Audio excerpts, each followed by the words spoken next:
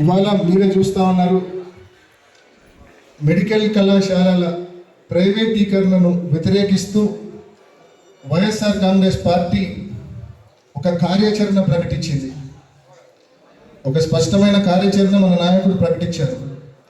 అందులో భాగంగా జగన్మోహన్ రెడ్డి గారు ఏం చెప్తూ ఉన్నారంటే, ప్రతి గ్రామ స్థాయికి, ప్రతి ఇంటికి ఈ సమస్యను మనం తీసుకెళ్ళాలి. గ్రామ స్థాయిలో సమావేశాలు ఏర్పాటు చేసి ఈ ప్రైవేటీకరణకు వ్యతిరేకంగా మద్దతు కూడగట్టాలని చెప్పి జగన్మోహన్ రెడ్డి గారు ఇప్పటికే పిలిపించారు. అందులో భాగంగా 1,000,000 సంతకాల సేకరణ కార్యక్రమం మనం చేపడతా ఉన్నాం.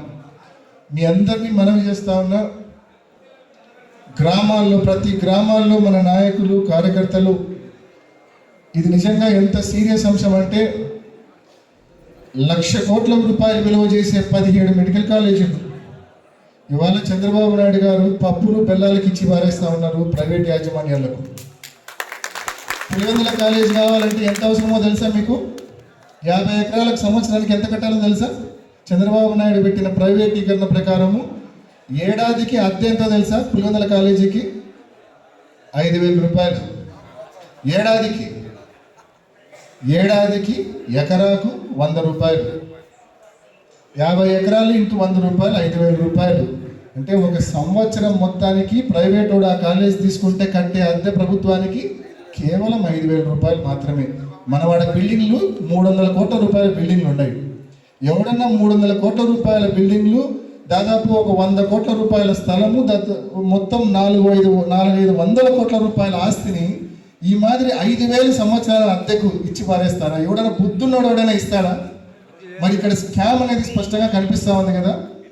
ఆయన పెట్టిన రూల్ ఏంటంటే, మళ్ళీ దాంట్లో ఆరోగ్యశ్రీ కింద వస్తే 70% కవర్ చేస్తారంట, ఒక 30% ఎవరైనా డబ్బులు పెట్టి ట్రీట్మెంట్ చేయించుకోవాలని చెప్పి మళ్ళీ ఒక క్లాజ్ పెట్టినాడు. ప్రైవేట్ యాజమాన్యానికి ఉచితంగా ట్రీట్మెంట్ ఇవ్వాలన్న శ్రద్ధ యా నుంచి వస్తుంది? అసలు పర్యవేక్షణ యా నుంచి వస్తుంది? ఫస్ట్ ఆఫ్ ఆల్ ఈ రూల్కి పర్యవేక్షణ యా నుంచి వస్తుంది? రూల్ ఏమో రూల్గానే ఉంటుంది. ఇప్పుడు కదా ప్రైవేట్ స్కూళ్ళల్లో కూడా కొంచెం కోటా సీట్లు ఉచితంగా ఇవ్వాలని చెప్పి చట్టాల్లో ఉంది. కానీ ఆ చట్టం ఎవడు ఫాలో అవుతాడు? ఎవడు ఫాలో కావడం లేదు. ఏ ప్రైవేట్ స్కూల్ ఫాలో కావడం లేదు. కారణం పర్యవేక్షణ లేదు.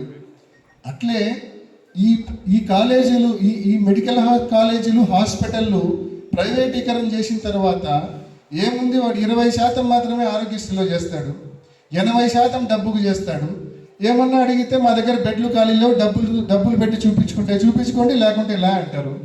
మనం పోయినప్పుడు మా దగ్గర 70% ఆరోగ్యశ్రీ ఫిల్ అయిపోయినాయి, మీరు డబ్బులు పెట్టి చూపించుకోండి లేకుంటే లేదంటారు. అంటే వాడు ఏం చెప్పినా మనం వినాల్సిందే, డబ్బులు కట్టి ట్రీట్మెంట్ చూపించుకోవాల్సిందే. అంటే పూర్తిగా ప్రజారోగ్యం అనేది పూర్తిగా గాడి తప్పే పరిస్థితి ఉంది. ఎంత ముఖ్యమో ప్రతి ఒక్కరి జీవితాల్లో ఈ నిర్ణయం అనేది ఎంత ముఖ్యమో ప్రతి ఒక్కరు కూడా ఆలోచన చేయమని కోరుతా ఉన్నారు. ఎంత సీరియస్ అంశమో ప్రతి ఒక్కరు అర్థం చేసుకోమని చెప్పి కోరుతా ఉన్నారు. ఇటువంటి నిర్ణయాన్ని వ్యతిరేకిస్తూ మన పార్టీ చేపట్టినటువంటి ఈ కార్యాచరణను విజయవంతం చేసి 1,000,000 సంతకాలు మనం సేకరించి జగన్మోహన్ రెడ్డి గారి ఆధ్వర్యంలో గవర్నర్ దృష్టికి తీసుకెళ్ళి ఈ ప్రైవేటీకరణను ఆపే దిశగా మనం పోరాటం చేయాలి. ఖచ్చితంగా ఇది మన అందరి సమస్యగా తీసుకొని చెప్పి మనం ముందుకు తీసుకెళ్లాలని చెప్పి మీ అందరినీ కూడా నేను మనవి చేస్తా ఉన్నాను. రెండోది ఈ కాలేజీలకు సంబంధించి మొత్తం 17 మెడికల్ కాలేజీలు.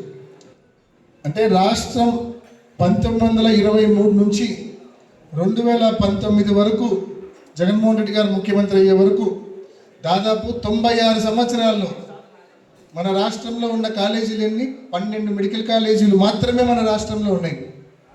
12 మెడికల్ కాలేజీల్లో 2,200 సీట్లు ఉన్నాయి, ఎంబీబీఎస్ సీట్లు. జగన్మోహన్ రెడ్డి గారు 2019లో ముఖ్యమంత్రి అయినాక 17 మెడికల్ కాలేజీలు తీసుకొచ్చినాడు. 17 మెడికల్ కాలేజీల ద్వారా ఎన్ని సీట్లు ఆడైనాయో తెలుసా?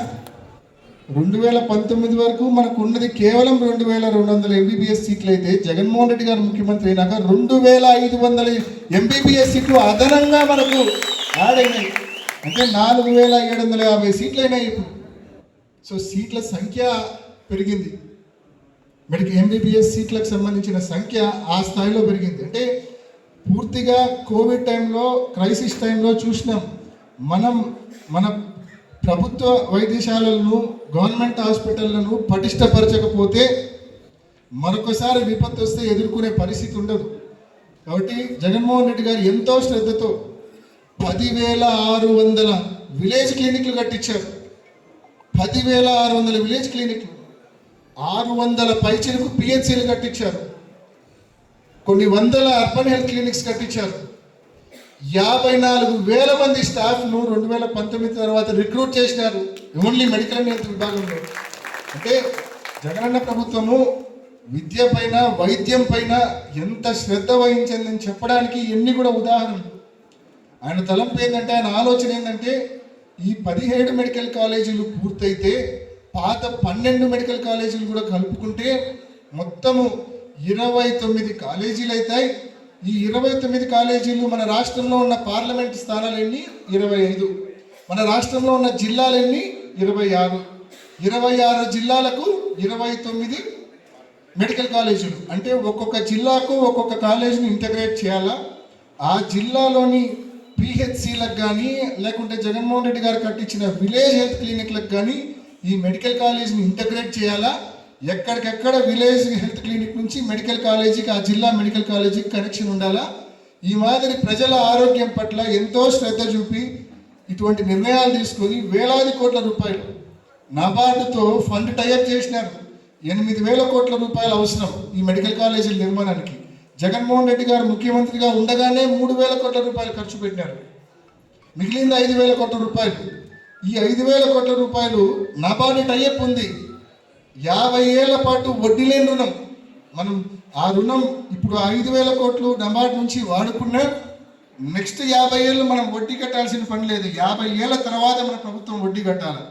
అటువంటి అనుకూల పరిస్థితులు, నిధులు ఉన్నప్పటికీ కూడా ఆ కాలేజీలను ప్రైవేట్ పరం చేస్తూ ఉన్నారంటే వీళ్ళ ఆలోచనల్లో లోపం అన్నమాట. వాస్తవమా కాదా ఒక్కసారి గమనించమని చెప్పి మీ అందరినీ కూడా నేను కోరుతా ఉన్నాను. ఆ మాత్రం ఫండ్ టైఅప్ ఉన్న కాలేజీలను కూడా ప్రైవేట్ వాళ్ళకి ఇస్తానంటే ఏమీ లేని అమరావతి కోసం మీరు 1,00,000 కోట్లు, 2,00,000 కోట్లు ఖర్చు పెట్టడానికి సిద్ధమవుతా ఉన్నారు.